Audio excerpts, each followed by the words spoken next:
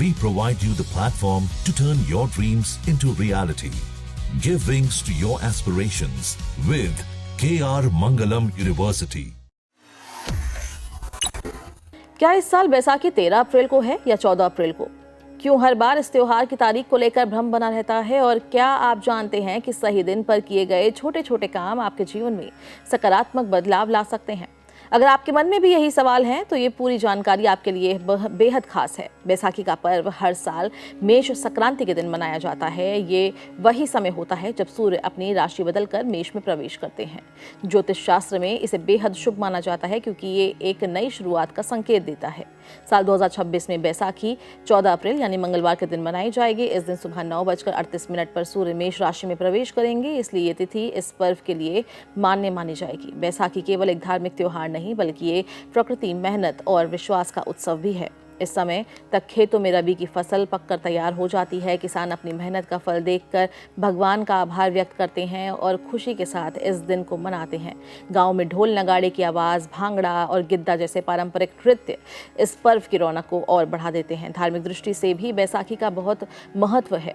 सिख धर्म के इतिहास में ये दिन बेहद खास माना जाता है। साल 1699 में इस दिन गुरु गोबिंद सिंह जी ने खालसा पंथ की स्थापना की थी। उन्होंने समाज को एकजुट करने और अन्याय के खिलाफ खड़े होने का संदेश दिया। यही वजह है कि सिख समुदाय इस दिन को बड़े उत्साह और श्रद्धा के साथ मनाता है। अगर आप इस दिन पूजा पाठ या कोई नया काम शुरू करना चाहते हैं तो कुछ खास समय को शुभ माना गया है। ब्रह्म मुहूर्त सुबह 4:27 से 5:12 तक रहेगा, जो ध्यान और पूजा के लिए सबसे उत्तम समय माना जाता है। इसके अलावा अमृतकाल सुबह 8:53 से 10:29 तक रहेगा, जिसमें किए गए कार्य विशेष फलदायी माने जाते हैं। दोपहर में विजय मुहूर्त 2:30 से 3:31 तक रहेगा, जबकि शाम के समय गोधूली मुहूर्त 6:45 से 7:07 तक रहेगा।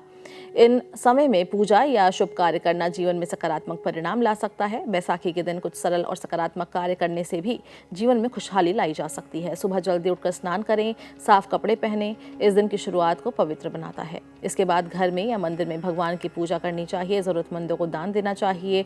अगर संभव हो तो नई फसल या अन्न भगवान को अर्पित करें और फिर परिवार के साथ मिलकर प्रसाद ग्रहण करें। इस दिन का एक और महत्वपूर्ण संदेश है कि हमें अपने व्यवहार और सोच को भी सकारात्मक रखना चाहिए। किसी के प्रति ईर्ष्या या द्वेष ना रखें, किसी का अपमान ना करें, अपने शब्दों और कर्मों में संयम बनाए रखें। बैसाखी केवल बाहरी उत्सव नहीं बल्कि ये भीतर की शुद्धता और नई शुरुआत का भी प्रतीक है।